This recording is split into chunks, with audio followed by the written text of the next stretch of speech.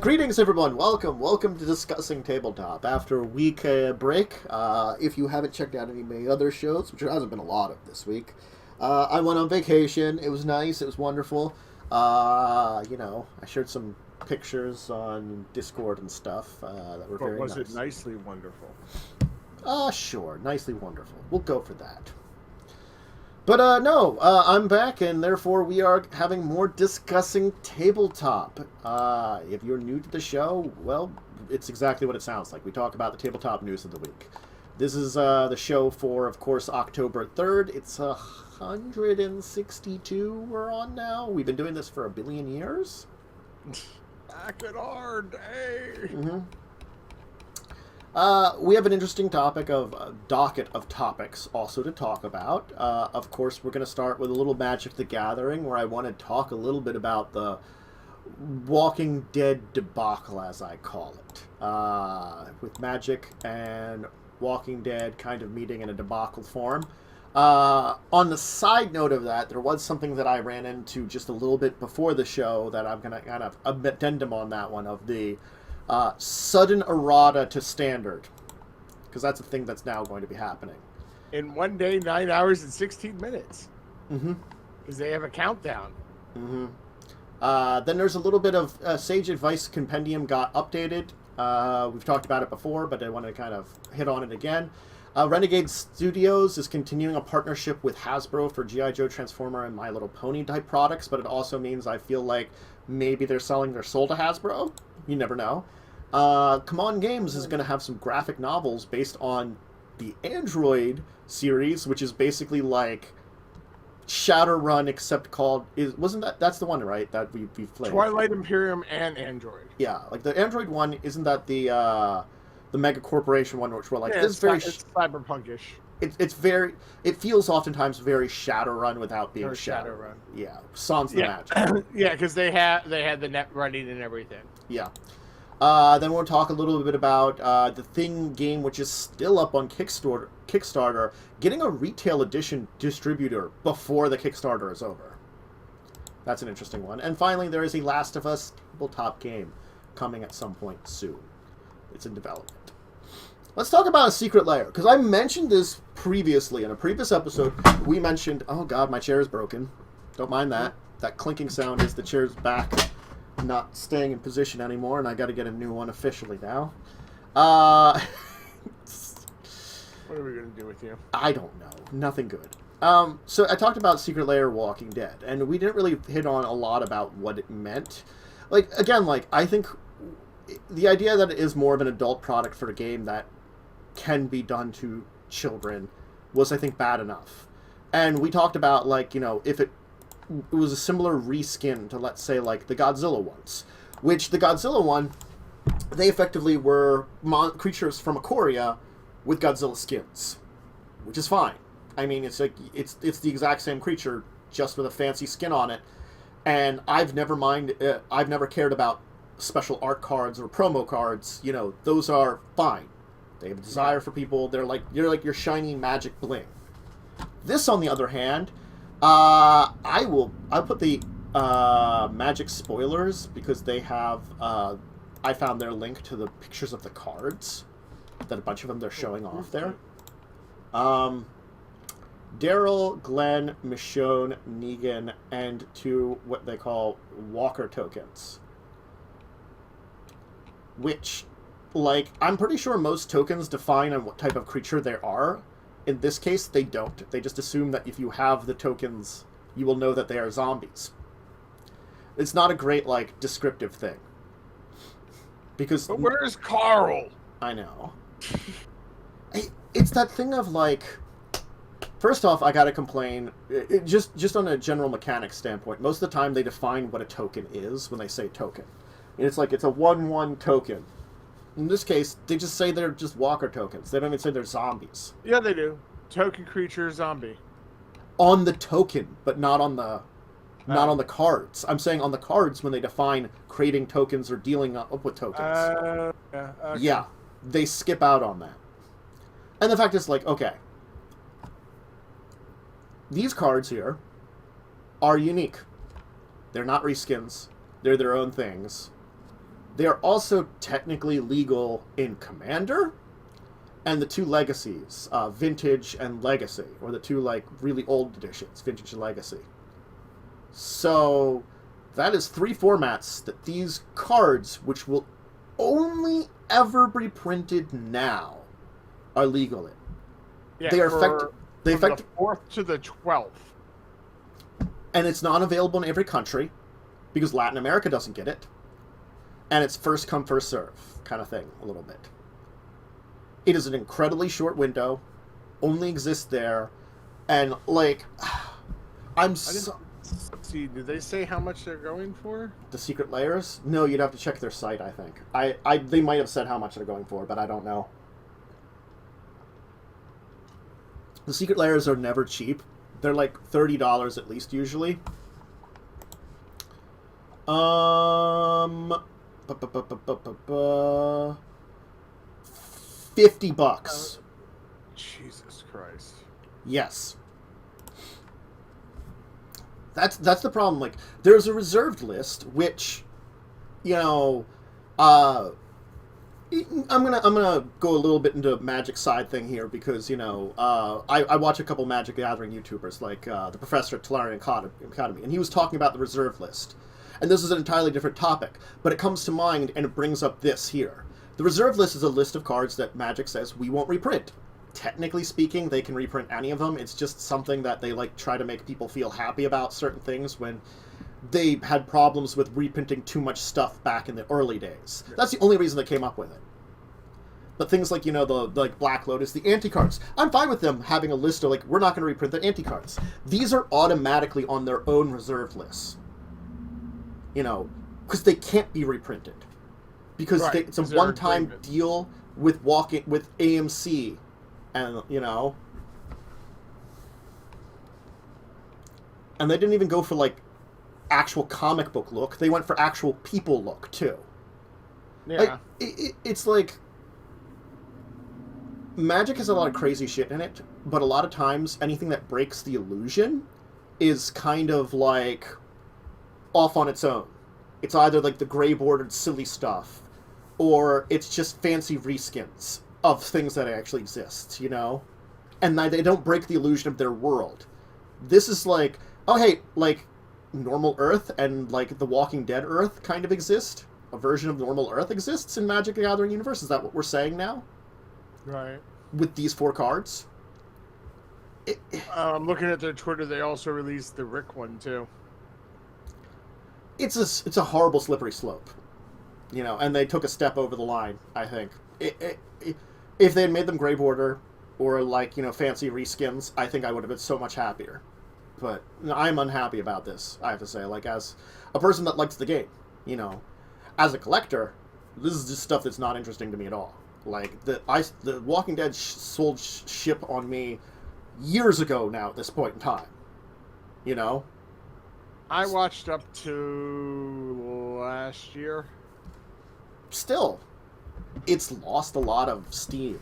This is not the great point in time to be putting it out. They're probably doing it because they're also Walking Dead's coming out with 2 new shows. They're trying to keep the, you know, franchise going because it put AMC on the map, kind of thing. Yeah. Well, one of them's also supposed to be, I think, like a 1 to 2 season run.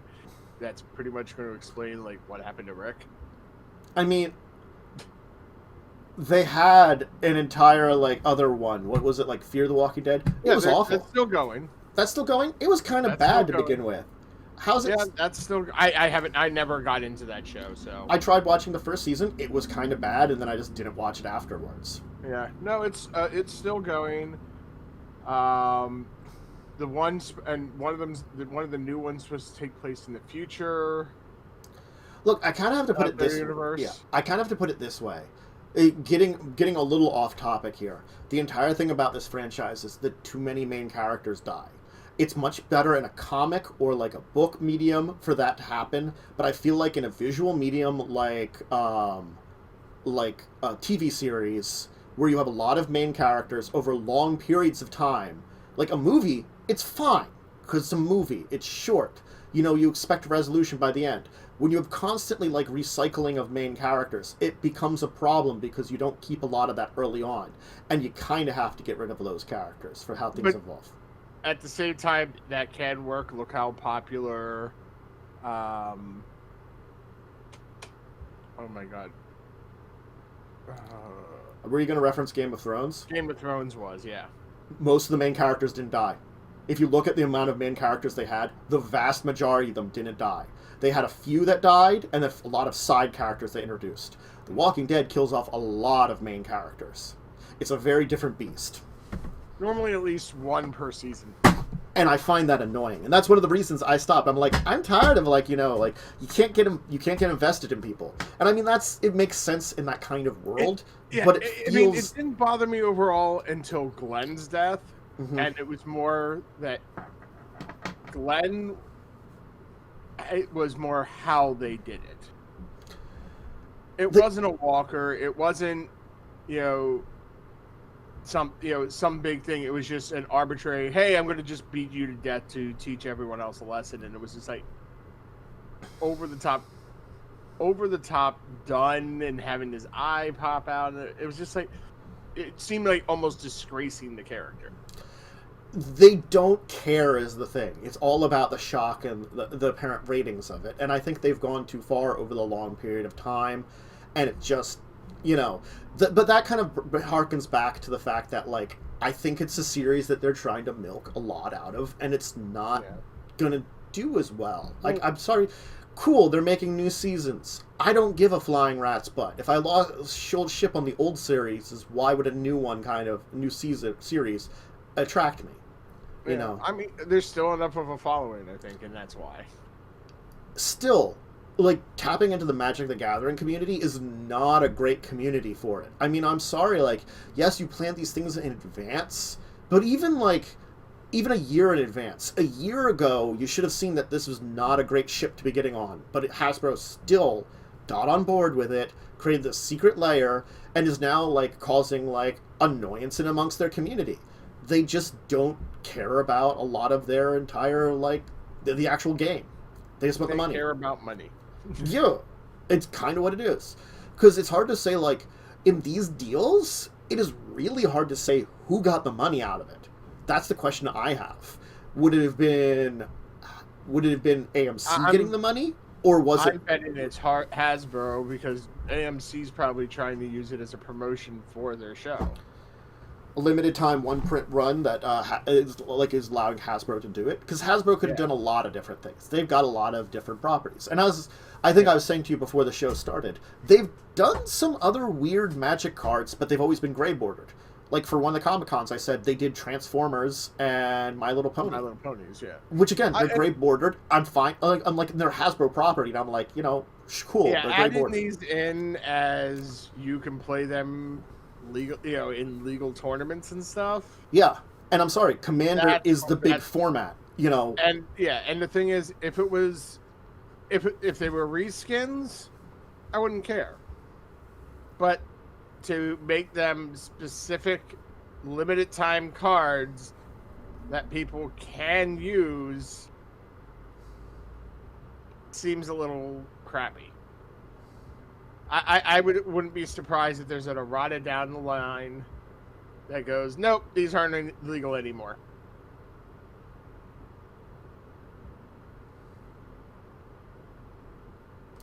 I didn't know if you froze for a second. I was just I was reading up on the cards that I kind of put up here just to see, like, if any of them screamed they were really good.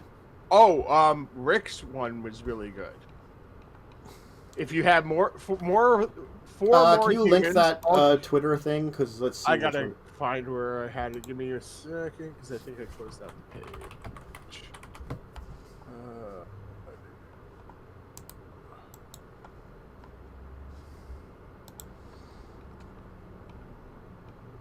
Oh God. Because my question is it Magic's official account? If it's a random... it was. I just gotta find where the hell I found that link.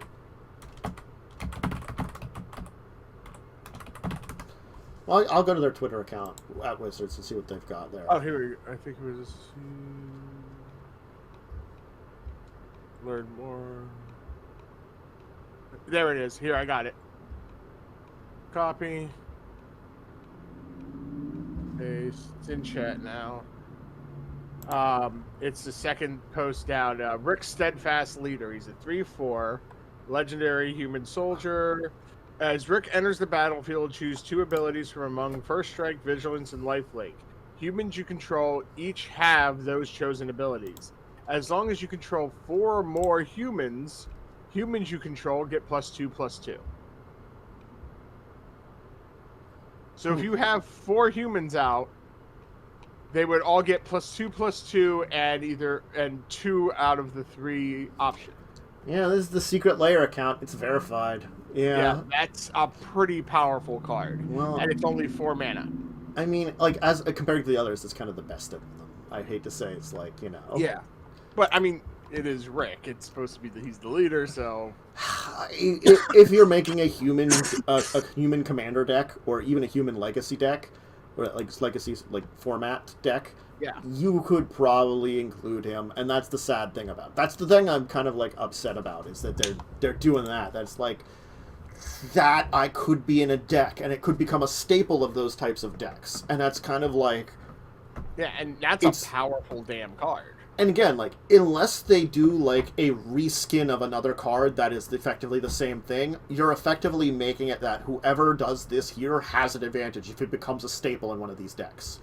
Yeah. You are making a timed, advantage. And that's just... It's not good for any format, because you're making it people that are willing to spend $50 have this advantage. And it sucks.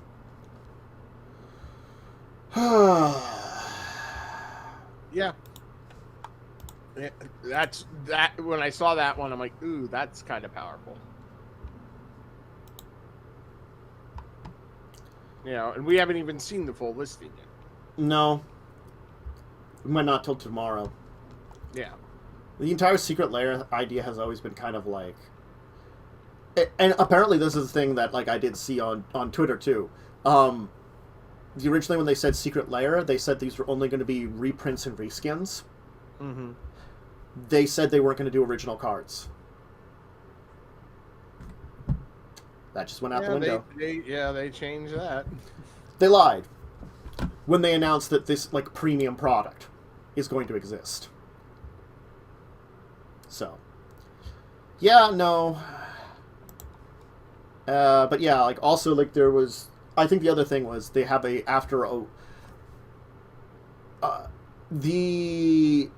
Zendikar Rising box has only been out since, like, last week. And already, as of last Monday, they had a banned card. They used data from Magic Online to announce a banning like that. Jeez. It's really quick. I mean, like, if you're gonna have these problems, playtest the fuck out of your game first, and then... the card that got bad was Uro, Titan of Nature's Wrath. Because apparently, combined with Lotus Cobra and Omnath, Locus of Creation, created a, like, triple combo a pretty powerful combo between those 3. So they got rid of the Titan of Nature's Wrath. You know, that's a pretty damn quick turnaround time, which means they did not play test enough. Yeah, effective as of September 28th. And like freaking Magic Online, it had only been out for it had already been out for over a week, so they had the data. They used the data from Online and Arena. That's where they used the data from. Yeah. Which I'm not saying that's a lot of like online data you can get very quickly. It is. But I think a week is a very quick turnaround time before you see, like, what other things, combos, and plans people can make. This is just 1 week of people experimenting with the cards and beginning to collect them. It's not a great turnaround for decisions. And I think it's not great for your standard format as you're developing it. And if you're having problems this early, yes, your standard format is not being looked at well enough. No. Someone dropped the ball. I mean, they haven't, like, paid attention to, like, a lot of formats. They just... I don't know. There's a lot of problems with Magic lately. And I like the game a lot still. I still support by getting a bunch of stuff for it. I still like getting a box and opening up and like making a deck from it. It's one of the fun things I like doing. It's just like kind of annoys me that they've got a lot of these issues that they're just kind of throwing together, and this year's been really bad for Magic. Yeah. Well, I think, since they're not, selling really in stores and stuff right now, I'll step back to the page there. They kind of panicked I think they lost direction a little bit. The thing is, these plans happen way ahead of time. A lot of these plans were in place before the pandemic. You have to think about. Yeah. I'm just saying. I think maybe some stuff might have slipped through the cracks because of it. I'm sure, but I think it's also that Hasbro has gone very like make us more money, and it made them solid amounts of money. They didn't need to abuse it down to the ground. It doesn't make any sense on my end. But anyway, yeah. So Secret Lair, Walking Dead. It's a debacle. It's an awful thing. I'm sure they're going to earn their money on it. Unfortunately, that's the sad thing. Is there's going to be a lot of people that buy it. It's like when there's like controversies with video games and stuff. When like a lot of awful things or bad things are related to it, it will still make that company its money, and that's the really sad thing. Yeah. There's just too many people out there and too big of a group associated with it. And then you also might have people who aren't even Magic the Gathering fans who hear about it and go, ooh, I want to get them just because I'm a huge fan of The Walking Dead and it's a Walking Dead product. Yeah.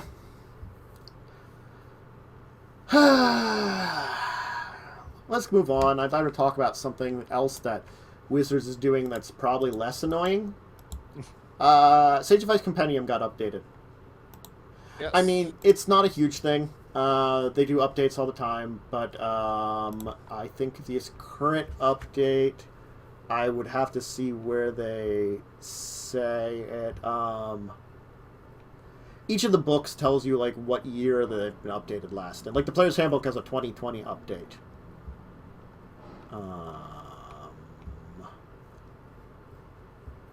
With the errata, I mean. Like, you can see where the errata have been updated at. They don't... And that's the kind of annoying thing I'm going to say about this, is they're like, we've updated it. And I'm like, oh, they say new on here. Oh. Yeah. That makes a lot of sense. Oh, man. Yeah, cool. Oh, yeah. So if you look at their current version of it, it has been updated with a lot of new things, like Artificer questions, various like stuff from extended books that have questions based on them, things like Grave Domain Clerics, College of Valor, Bards, etc., etc. I have to be right back. Okay. So I mean, I'm gonna take a drink though quickly because I need it. But yes, so they do mark where they're new and updated for now. That's cool. Okay. For Wizard to cast a ritual spellbook contained in their spellbook, do they need to read the book or use it as part of the ritual? Wow, you don't actually have to read from your book. It just has to be, has the spell in their spellbook. That's neat. You know. Cool. A lot of interesting questions like that Sage Advice has answered over the eons. I'm just checking if there's any ones in here that stand out quickly for kind of sharing with everybody here. We did talk about this a little while ago when I think they had compiled it, and I think what before is they're talking about keeping up to date with this a little bit more and keeping it up and running so that you get a little bit more of all the information from it. Are natural weapons considered weapons? Things designated weapons by the rules, including natural weapons, are indeed weapons. In contrast, unarmed strikes are not weapons. They're something to do with your unarmed part of your body. Wow.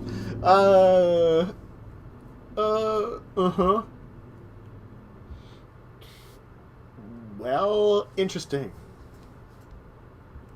When I concentrate on a spell, can I cast another spell that requires concentration? When does my concentration on the first spell end? If you're concentrating on a spell, your concentration ends immediately when you start casting another spell that requires concentration. I mean, it's an obvious answer, but I like it because they're at least being specific. Anyway, yeah, so the Sage advice is, of course, Sage Advice Compendium. It's been updated, got a bunch of new stuff in there. If you want to check out all the answers to these questions, it is a lot of stuff to help you with various creatures, magic items, class stuff, and yeah. I mean, I'm going to agree with Lightning here in Twitch chat. Some of these are kind of just duh. But I think it's also, like, because the book doesn't specify, and I think there's a discussion that I've gotten in with Lightning, not on any shows and stuff, about how 5th edition is very simple and made and very easy, but sometimes can be too easy in a way. So the problem is like, when you hit some of these things, it becomes, you know, duh, but they don't define that duh. Then you get into things like Pathfinder, which define a little too much sometimes. And granted, it's harder to get these duh moments, but then you get other problems. It's the problems of trying to find a comprehensive rule set that's not too complex or too simple. And so, yeah. I mean, it's good that they give you these informations. Can a creature that burrows grapple a target and then drag them into the ground by burrowing? No! I like that they say that. A burrowing creature can only drag another creature with them only if they have the ability to leave a tunnel.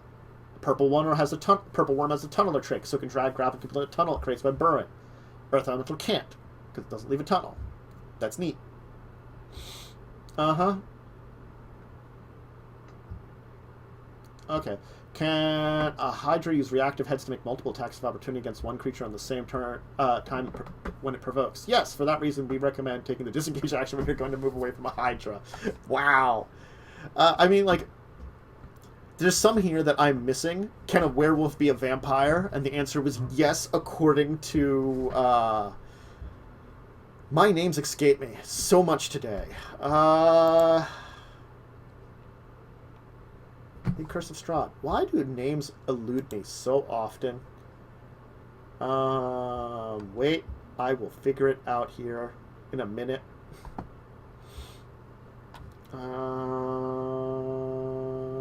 Chris Perkins. Chris Perkins said that. Anyway. So yeah, Sage Game Advice Compendium. It is out. It's updated, I should say, with more information. So if you're looking for, well, more information, you can find it, which is good. You know, it's worth it to check over the questions, especially because I'll grant you, most of these questions have either a level of duh to them or a level of, like, when you make a choice about it, not that it's a very duh moment, but the choice does seem relatively easy to figure out, and only a few of them are more complex, but some of them are good to technically define still, so it's good to check them out at least. So I would recommend checking out Sage Advice Compendium. Definitely. Alright, I'm going to start talking about our next topic while Joe is still away. I'm going to talk about Renegade Game Studios.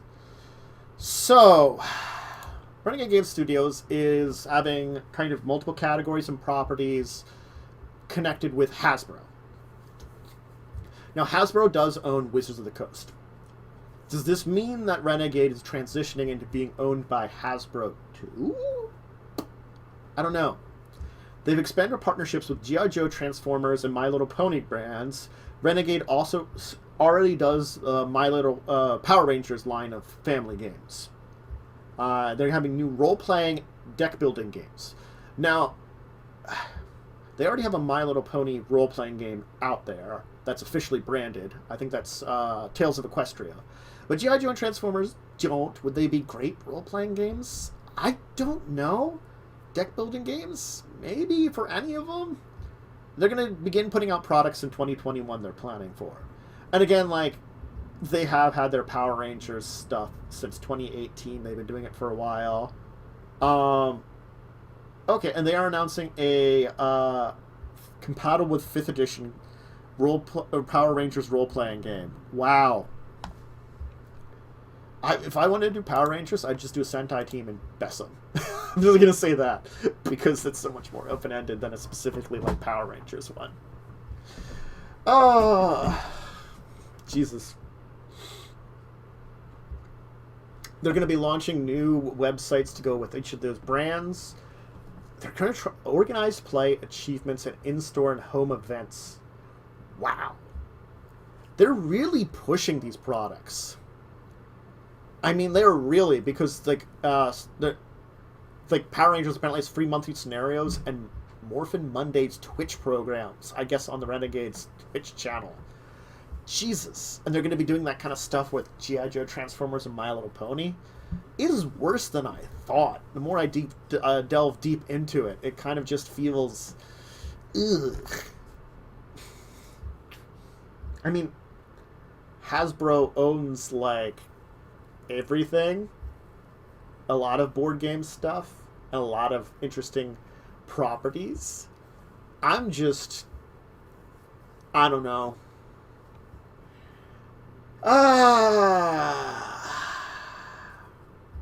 Is it a sign of loss of independence from Renegade? Because Renegade does some okay things. I've liked some of the stuff that Renegade's done. Their role-playing game systems have been interesting, and they've done a lot of very experimental ones, which I've thought were very neat. But it still kind of worries me that we're hitting this kind of, like, stupid chair. I need to buy a new chair. I really do. This one is so broken. The back is just popped off. I'm getting distracted by my chair. Because I'm trying to talk and Joe's gone and my mind is going and slipping and madness has come upon me. The world is breaking down.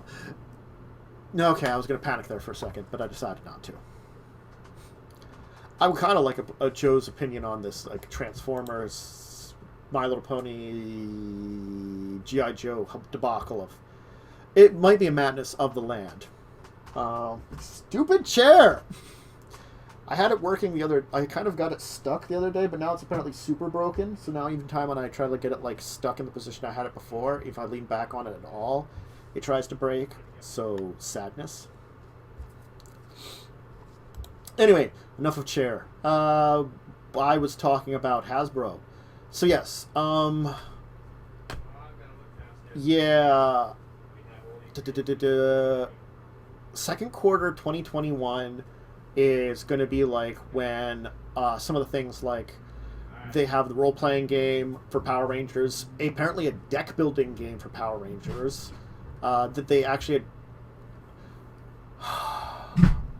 Why haven't we already had a Renegade Con? I'm pretty sure we already had one, and I'm already seeing here Renegade Con October 9th to 11th. That means they're doing a second one? Renegade's Morphin Meet virtual event beginning on October 23rd.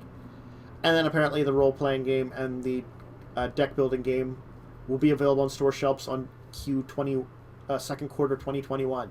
The 5th edition compatible Power Rangers role-playing game. 5th edition is too simple. Don't make it compatible. We hit this problem with some of the things that there were some issues with games like Dark Matter and stuff. Not that that couldn't be, it has its advantages to being compatible, but when you say the words compatible, it's assuming you're not using the 5th edition rules, you're making it completely compatible. And I feel like Power Rangers is not a property that you should make completely compatible.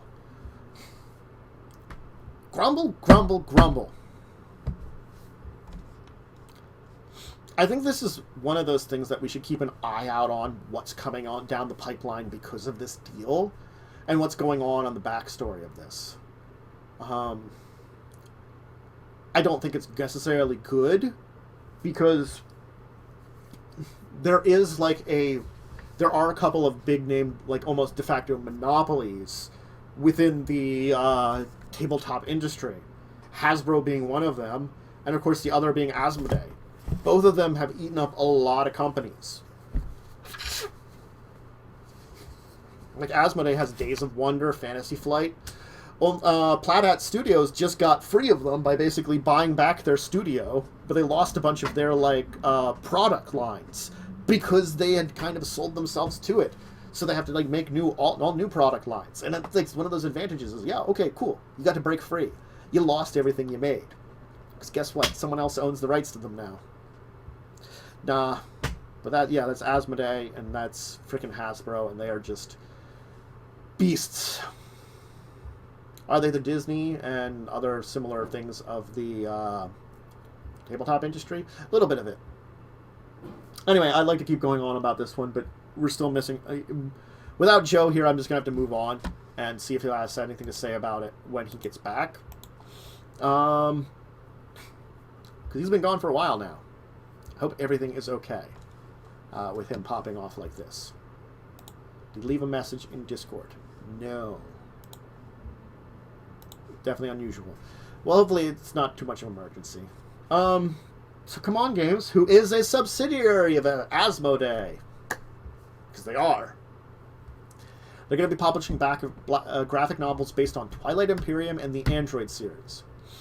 Twilight Imperium, which is Risk on steroids. That's all I have to say about it.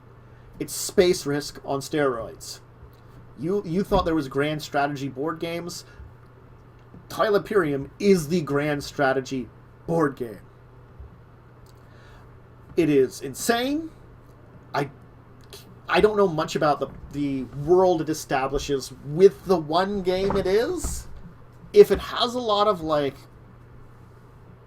world to its world, I can see making a comic about it. Like, I don't mind making comics or other media about worlds. Like, when D&D has books published about it, or Magic Gathering has books published about it, Shadowrun has books published about it. Something like a board game, if it has a lot of world and establishment of world and stuff like that, I see why it can work. Or if maybe they feel like putting more stuff out is better. So this is Asmodee Entertainment's continued expansion of licensed publishing opportunities. I'm not sure how much Cmon is connected with Asmodee, but it, again, it's worried me. It's their first ever licenses for their newly minted comic arm, Guillotine Press. So they have a comic arm now. Cool. And again, the other one is the Android series, which is like... It's Shadowrun without the magic. A lot of. It's like Android Netrunner series, the Android universe. There might be more to it that I'm thinking of.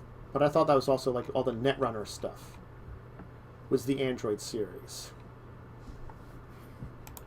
I have to look that up now. It is indeed Android Netrunner. That is the main... That's the game by Fantasy Flight that originally was designed by Richard Garfield. I didn't know that he did that. It's very... I guess because it's a common theme within a lot of cyberpunk systems, I can't blame it for being the entire idea of Megacorps versus like people that would steal from Megacorps. It's one of those things that happens in a cyberpunk setting a lot. The idea of dystopian future, mega corporations, hackers. It's just that, like, when I played Android Netrunner, a lot of the terminology they used felt very Shadowrun, but I don't know if Shadowrun got it from, like, what's a Neuromancer? I think it's Neuromancer was the original book. I don't know how much Shadowrun developed its own terminology or got it from old cyberpunk books. Like Neuromancer and stuff. I don't know. Which, if you're unfamiliar with it, Neuromancer is the origin of the cyberpunk genre, really, and I think that book is one of the bases for the Johnny Mnemonic, which technically I think there's a sequel to Neuromancer, which is it's more based on, but they both kind of deal with the same thing. Though Johnny Mnemonic, with good old Keanu Reeves, was much more watered-down, cheap version of it that ignored a lot of what was going on in the book and the setup of it, though kept some of the systems in place. There you go. A little history lesson for cyberpunk genre. I am talking about classic books because it pertains to cyberpunk, which pertains to Shadowrun, or Cyberpunk the game, both of which are very similar. You know, I feel both of them were kind of developed around that time period where the cyberpunk genre was getting very famous, and cyberpunk went hard cyberpunk. Shadowrun went cyber fantasy, you could almost call it. Actually, I think that's the kind of genre you could call it, cyber fantasy. But, yeah. Android Netrunner, or the Android series, is kind of connected to this one. in this Android universe, which there are more. I think the board game, the original Android board game was published in 2008. So that's where it originally came from. Which, you know, the Netrunner and Android Netrunner, because apparently the original Netrunner was... Wow. Yeah, because Blade Runner was heavily based on the classic cyberpunk stuff. Yeah, no, it's like, so the thing about Neuromancer, as I know, it's the original cyberpunk book. There's a few other classics that are within that era that play to a lot of those early movies and stuff. It's just kind of hard for me to remember which is which.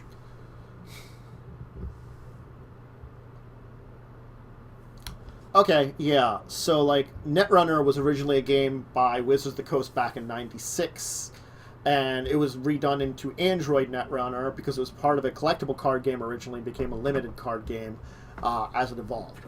Hi, welcome back. Hi, sorry about that. It's okay. You missed me kind of going insane for a moment talking about the Renegade Game Studios combination with Hasbro there. We kind of went into like that seems awful. Just as a summary from that one, Power Rangers role-playing game that's 5th edition compatible. Okay then. Not 5th edition system, 5th edition compatible. Yeah. Mm-hmm. More RPGs, most likely based on things like G.I. Joe, Transformers, maybe My Little Pony, though Tales of Equestria already exists. But maybe there... And other various things. Another Renegade Con coming, I don't know, next week. Yeah. Is that the third one this year? I don't know. Cryptozoic did 2 already. This might be only the second Renegade Con, but still. Yeah. And some other junk that's just... It feels bad. Feels insane, and it feels like I don't know what's going on with Renegade. Anyway, I was talking about Android, the 2 graphic novels. Android Universe, right, and Twilight Imperium. The Twilight Imperium one, I basically said, like, I don't know if there's enough stuff to, like, enough world established. Oh my god, the goddamn chair! It keeps happening. Fine, I'm not going to lean back anymore. You win, chair! I've never played Twilight Imperium. I tried to play it for a little bit. It's too much of a... Like, board game grand strategy has a very big disadvantage to video game grand strategy. Video game grand strategy, everybody can save it, and it will save exactly where it is. Yeah, tabletop grand strategy, you'd have to leave the board game out if you're going to pause. Unless you're playing it through Tabletop Simulator. Yes, but the Tabletop Simulator save function has... I've had mixed results on how well it works sometimes. I'm just saying that... That's basically the only other option other than leaving a giant game out. But I'm just saying, like, even if we're talking about, like, you know, the disadvantages of tabletop grand strategy, the fact is I didn't know if they had enough world to establish a graphic novel. On the principle of it, I'm not against it. If there's graphic novels based on D&D, Shadowrun, even Magic the Gathering, or some of these other, like things that have interesting worlds established to them, it's not something, like, I could see, like, something like Everdell, which is very kind of cute and kind of things. I could see, like, someone writing a children's story set around that entire thing. Yeah. And I can see Android working. But I was getting into the fact that it's very similar to other, genres. And, like, as I was saying, Android Netrunner has terminology that feels like it was stolen right out of Shadowrun, but I don't know if Shadowrun got it from one of the older books. That's what I was talking about, like Neuromancer and stuff. I don't know for sure if it's original to like things like when you're hacking that you're going against ice. You know, that's the enemy programs you're going against. You know, and things like that. There was like the terminology they were using in the Fantasy Flight game, which is like we played some of, is very Shadowrun, but it could be standard cyberpunk. It's hard to tell where that breaks off. Where the line is, yeah. So I'm going to be interested to see how they toe the line with a graphic novel, because effectively they're going to have... That's the problem with taking graphic novel on a genre like this that has a lot of stuff in it. where do you not plagiarize and where can you keep it original and keep your like terminology as something that people would understand? Because they already use a certain terminology in the game. If they keep that going, you have to do a fine line in building a world like that. Like, you know, Cyberpunk and Shadowrun are easy enough because you can say one has magic, one doesn't. As soon as you say that, it breaks them apart very much. They can have similarities, but you know they're going to be different. So it's sort of like when someone says they have a cyber arm. Well, I'm like, you know, well, that's cybernetics. They're always going to have like cyber arms or something like that, you know, or things like that. Right. I'm not saying there isn't room for for more cyberpunk genres in there. There is. I just think, like, for something that already feels very close to one of the other ones, they haven't established themselves far enough apart. Yeah. Anyway. I mean, your whole thing is you're doing net running. Yeah. You know, and I believe they do refer to the character you have as, like, a runner, which is freaking Shadowrunner. Yeah, you're a runner. You're a runner going against corporations. It's like, that sounds familiar. Like even Cyberpunk doesn't quite go the same way. Like Cyberpunk doesn't, like, it has its own version of a dystopian thing, but they don't.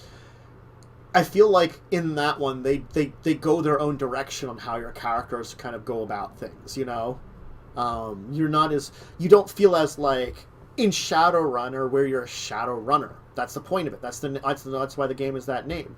You feel like you're pushed much more into that kind of like character model of something, and I don't know. A disadvantage, advantage of various cyberpunk genres. So I don't know if you want to hit up on anything about this anymore or the Hasbro stuff at all. Hasbro Renegade Game Studios stuff. That's up to you if you want to. Hasbro's just trying to get greedy. That's my main comment. I was worried that they were going to eat up Renegade Game Studios at this point in time. That's what I'm worried about too. That's what I'm saying. They're trying to get greedy.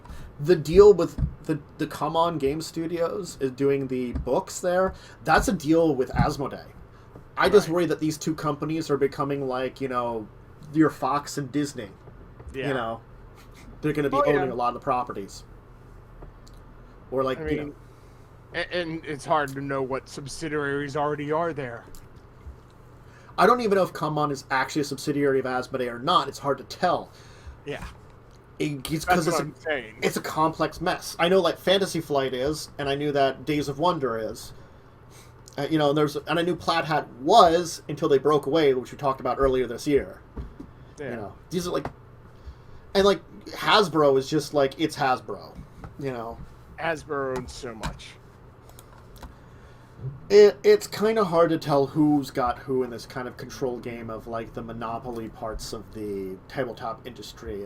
I'm glad there is a very big independent industry within it, but you have to worry about a lot of success might mean that the big names might eat you up, and you will like that success is not great. I don't know if there is room for another like if we're using terms similar to video games, another AAA company, you know, right? Double A's maybe. Even then, I worry about those. Well, the problem is, as soon as a company gets big enough, you know, the other companies are the biggest ones are already sitting there going, maybe we should buy them. Meow. Meow. Hi, Damien. Hi, Damien. You want to say hi to everybody? She wants to say hi to everybody. Ah, it's a stream cat. She was like, I want to say hi to everybody. Meow, meow, meow.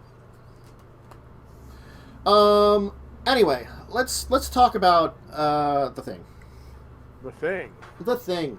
So, I mean, like, this is part of the entire thing that I have a mixed feelings of, because I don't know if it's necessarily going to be good or bad. But the entire thing is that the other direction, close lightning, it's exclamation point docket. You were close. The thing that we've heard for announcement about it is that this already has a distributor before the Kickstarter is even ended. Now, granted, like, getting a distributor for the full release of the game, fine. And, like, you know,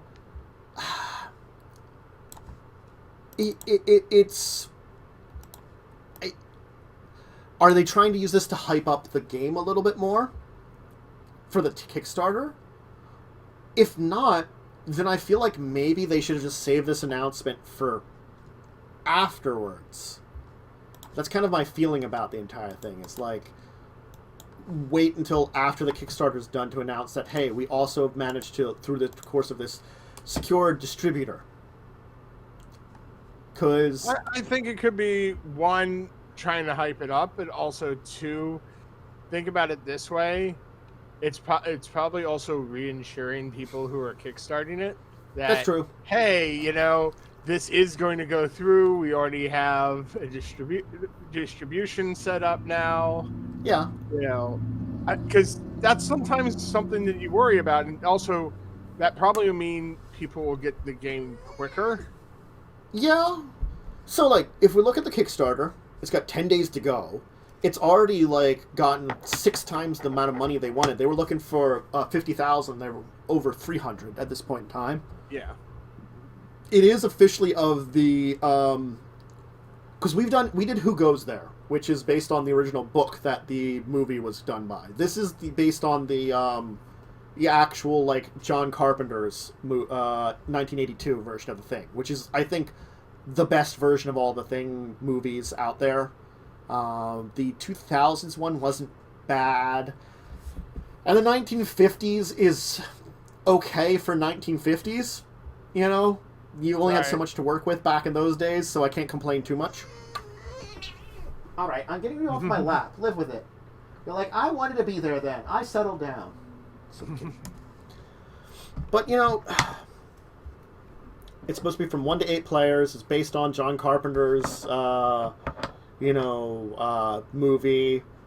And without getting into too much details on the actual, like, Kickstarter, because I guess that's less about what this is about and stuff, you know, about the game they're launching. They launched on the 22nd of September. It took them 90 minutes to get their funding. Yeah. That's pretty quick. It's a hit and roll game because, like, some people are infested and, you know, they can kind of infect everybody kind of thing. So we played a little bit of that in Who Goes There kind of thing, you know. Yeah. But the English edition is going to be put out by Ares here. Ares Games. They're going to be distributing it. Now, granted, I get having different language distributors, but, like the English distributor, usually most companies, I don't think necessarily look towards that. Now, like, I have to, like, kind of look at Pendragon, too, as a studio. Because that's going to say a lot about this entire thing. If I look at their, like, selection of games, this is, like, their first big, like, property game. It looks like. The interesting part, too, is they already have an add-on, the Norwegian Outpost, based on the 2011 movie. Well, they might have already had plans for that, and with the stretch goals, they pushed it forward. You know, because actually there are some board games that have come out with English, please work in my brain, with expansions already included. Yeah. So that's not something I'm necessarily against. And the miniatures look really neat. I mean, oh, yeah. Well, they unlocked all, like, the, you know, high-end miniatures, too. Yeah.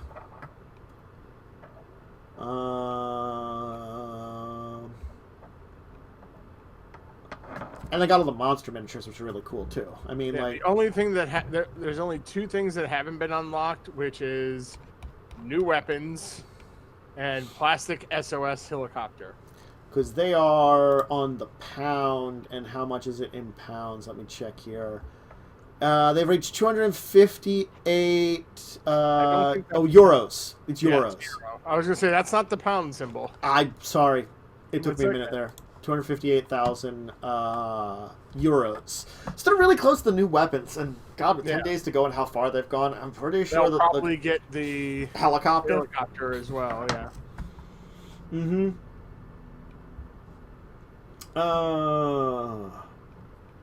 Well, it looks like the core box is the main part of it right now. I'm guessing like add-ons would be the... The add-ons they have is a rollout map that's 20% larger. And then the expansion. Outpost expansion, yeah. Yeah. So I'm guessing like they're... Especially with how well they've been funded on this one, I guess they have enough for the Norwegian outpost to be ready, you know? Again, like... I could see them... It wouldn't be as good, but it'd be neat if they would do, like, the original, like, 1950s one, too, as an add-on. You could probably make it high quality. Be kind of silly. Higher quality than the movie? I mean... Yeah. The movie... Again, it was decent for 1950s. I'm making a bad joke. I know.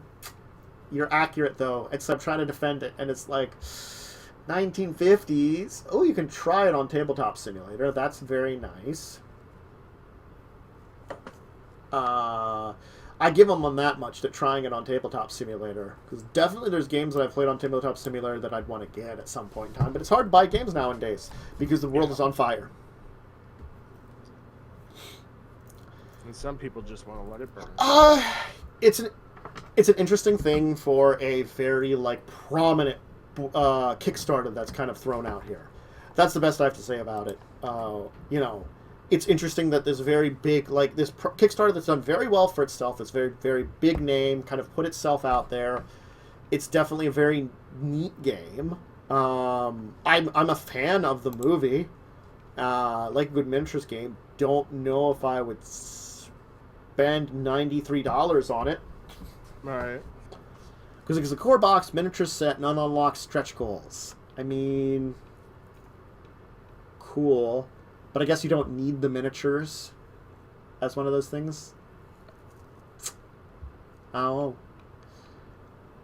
I don't know. It's up to you how you want to judge this one, though, I'm definitely going to say. Because making a deal, like, a big announcement deal on this before the Kickstarter's done for distribution. I can't really say it's good or bad. I think it's more to try to just make people happy, and that, like I said, it might make it that, you know, the game gets out to people, you know, and people backed it quicker. That's true, and you know, as long as it gets out to them first before the public is the only thing I'm going to say. That's a big rule. A big no-no on Kickstarter is to, like, not do that. So.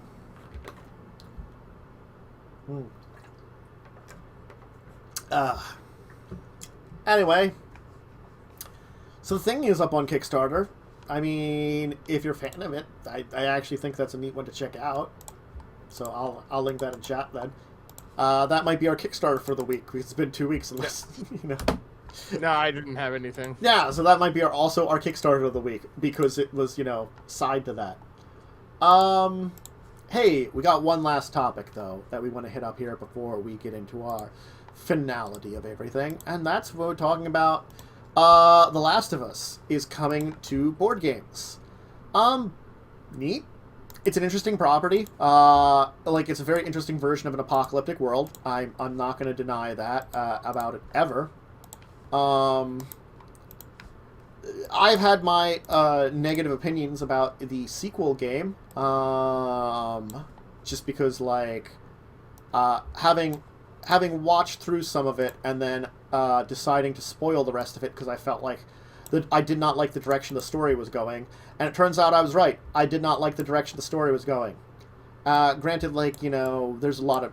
this is a discussion for another time. I kind of have to go into.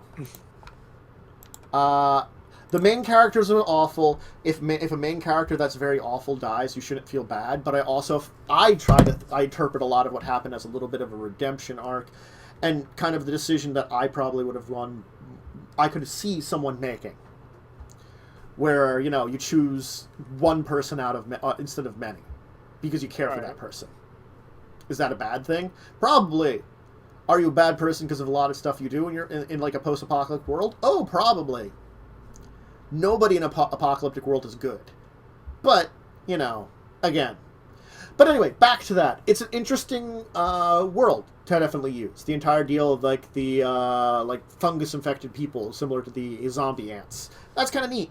A board game version of that, I could see that being fun and interesting, and they could come up with like an interesting version of it. Like, there's plenty of zombie board games out there.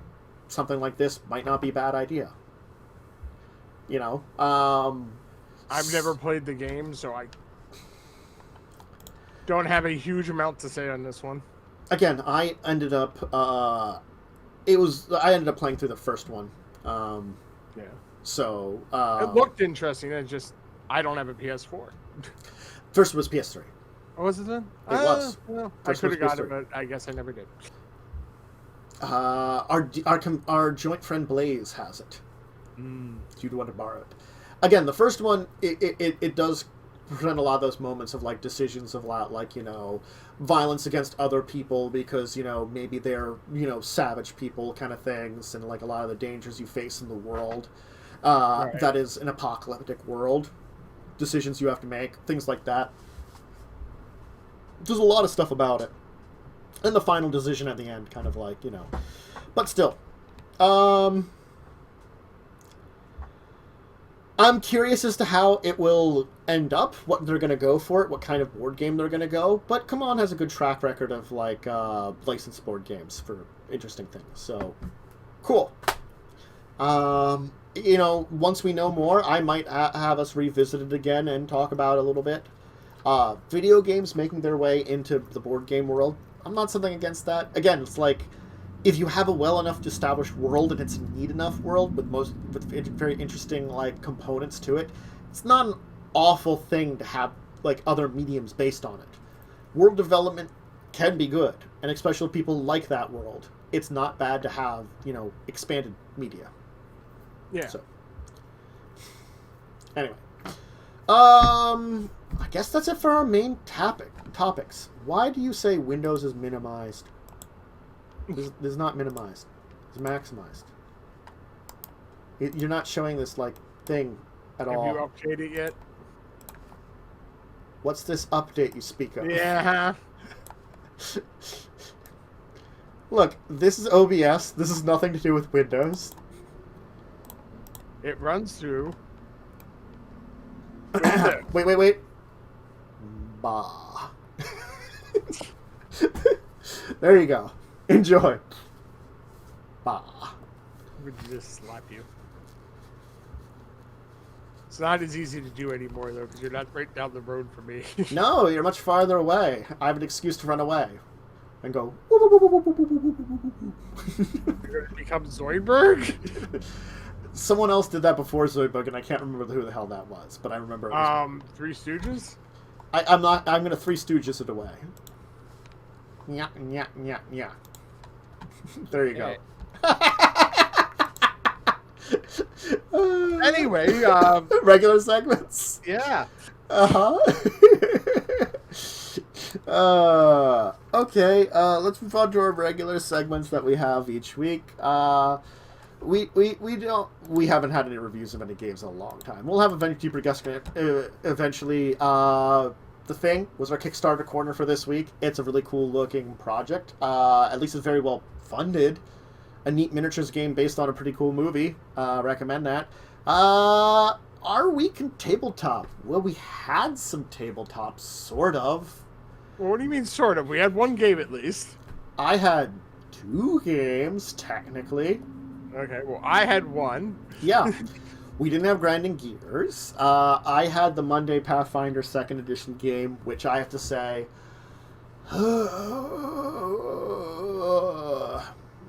Okay, then. Alright. So this is a story. A short one. The game, we were continuing to dungeon explore. But I was thinking about something about Pathfinder 2nd Edition. So, in Pathfinder 2nd Edition, not only do you have they have a critical system. Effectively, if you get 10 over a target number, you increase it from a normal hit to a critical. If you get 10 under, you decrease it from a normal failure, if you're under it, to a critical failure. 1s and 20s increase that level by an extra 1. So, like, if you barely hit it on a 19 and then you rolled a 20, it would still be a critical hit. It increases it by 1. Same with if, like, you could hit it on a 2, you rolled a 1. If you could hit it on a 1 and you rolled a 1, the target number, it still would be a normal failure because it decreases it by 1. Okay. I was facing this problem of, oh, hey, if you're taking multiple attacks in a turn, you take -5 and then -10. If you're taking -10 doesn't mean you critically fumble all the time. I looked into that. I was curious about it. I tried to pose to our GM the answer that I found, which was, no. Fumbles don't really exist. The only time fumbles should exist is if you're using the optional fumble rules for rolling a 1 and having critical failure on a 1. Right. It is a completely optional rule that they have a critical fumble deck, which you are allowed to use if you want. But that's where they basically bring it in. They say you are allowed to make all critical failures fumbles, but then you're playing incredibly deadly and want to murder everybody. Less fun. I tried to explain this. Hence, she tried to not only take away those existing, the -10s, she tried to take the criticals from 10 over from existing, and being like, you only critical on a 1 or a 20. Or critical on 20, fumble on a 1. I'm like, no, that's never what I was explaining to you. Please stop editing the rules. And it got very frustrating to try to prevent her from editing the rules. We managed to explain it to her. It took like 20 minutes. It was annoying. Yes. I tried to basically confirm something with the rules that wasn't defined very well. That took me looking in 3 pages combined to realize that's what it meant. You know, logically speaking, the one place should have told me that, yes, there isn't technically a critical fumble for, like, having a critical failure. Or there's nothing special for a failure, nothing special for a critical failure on a basic attack. If you just look at the basic attack in the book and compare it to other stuff in that section, they have listed failures, critical failures. So therefore, if it doesn't list one, it doesn't have it, kind of thing. Which is the logical thing. But it took me a while to, like, parse all that together in my brain. And then for trying to explain it to someone was not great.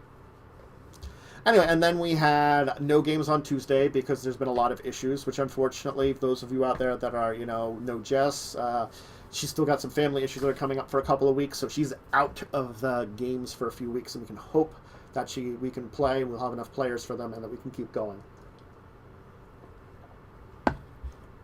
We can't have a huge amount of weeks off, unfortunately. Even, you know, at least you set a couple weeks off dealing with all this stuff. And same respect, we didn't have a Wednesday game of the normal Pathfinder. So we really only had then Children of Wrath, which we got to meet Wintress's family. Yes. It was a good time. We got to bond with her family. Got to get to know her people, kind of thing. She's assuming you're going to stay a bunch of days. She's just said you are without consulting anybody, which I thought was great. Well, one, that's Wintress. 2, I don't think any of us really care that much. Yeah, I know. No one was like, well, we're not going to argue with that. And she's like, 4 days. We're going to stay 4 days. I'm like, okay. I mean, we stayed in the freaking elf town for a little while. I mean, like 2 days. Yeah, okay. But I'm just saying, it's just like, it's a respite. We also had that really freaking epic cart chase, and we probably could just use some downtime in general for after that. Downtime? You guys? Nah, you'll be fine. We never take downtime. What are you talking about? You never rest. You just keep going. It's just an excuse to keep on moving. It's like, next spot, keep on moving. No, I know. We all know the proverbial shit is going to hit the fan as soon as Nim is out of the picture. I don't know what you're talking about. Just because I've made a couple of, like, overarching plot notes that I can start to use and maybe plan to start to use.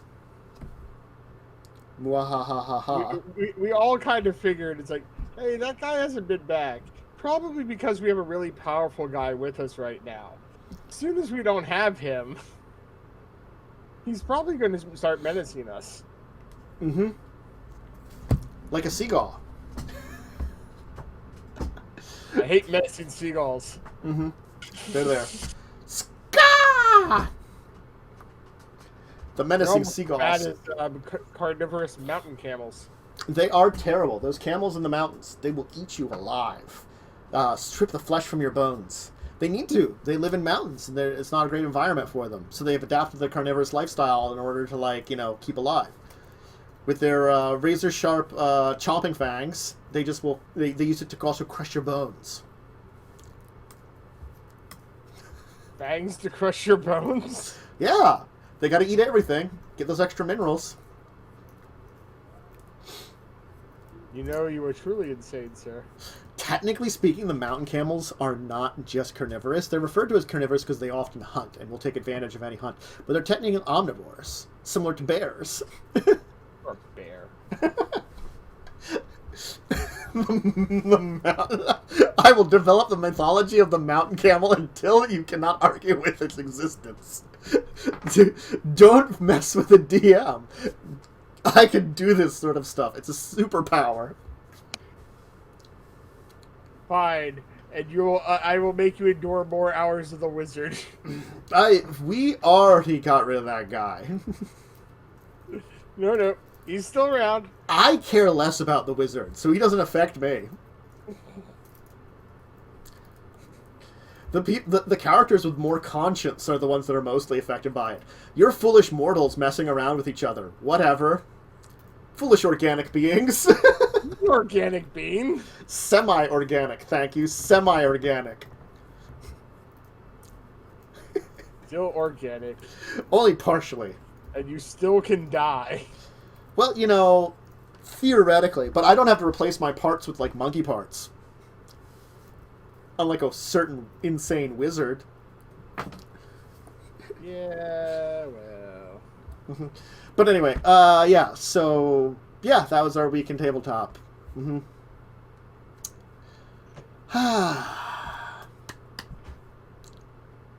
Yep.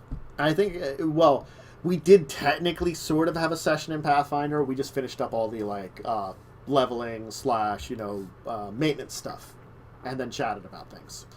So I can't forget that we technically had that Pathfinder First Edition thing, setting up for adventure number 2. So we're moving into the second of the Carrying Crown adventures. Is it Electric Boogaloo? No.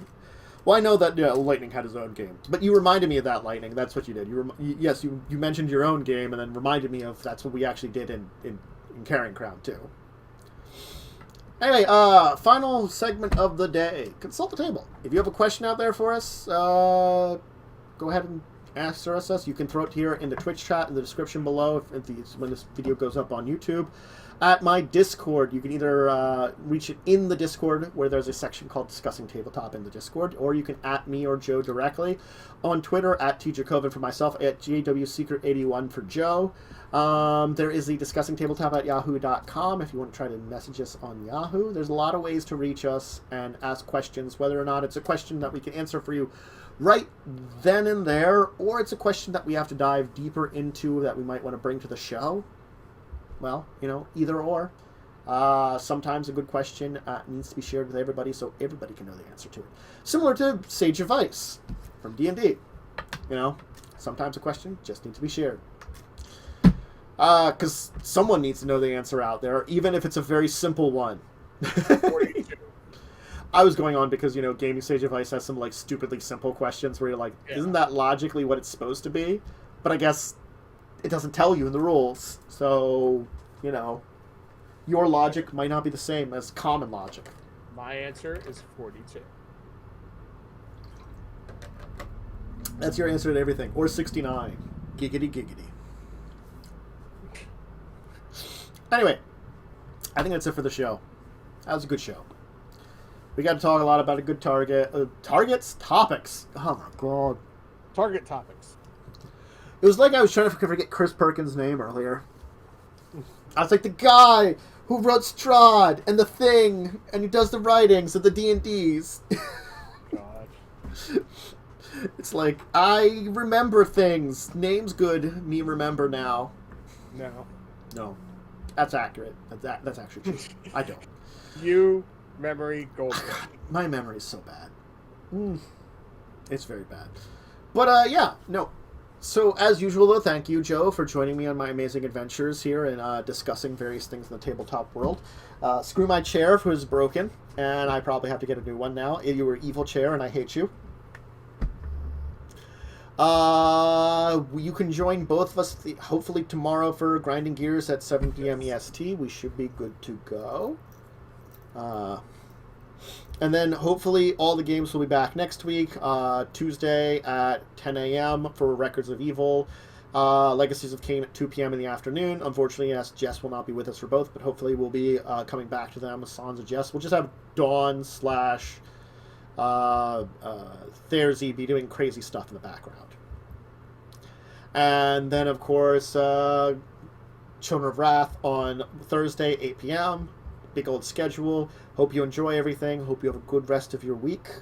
Good rest of your weekend. If you cannot join us for anything else, if you can, hopefully see you then. And until then, though, farewell, auf Wiedersehen, everyone. Goodbye.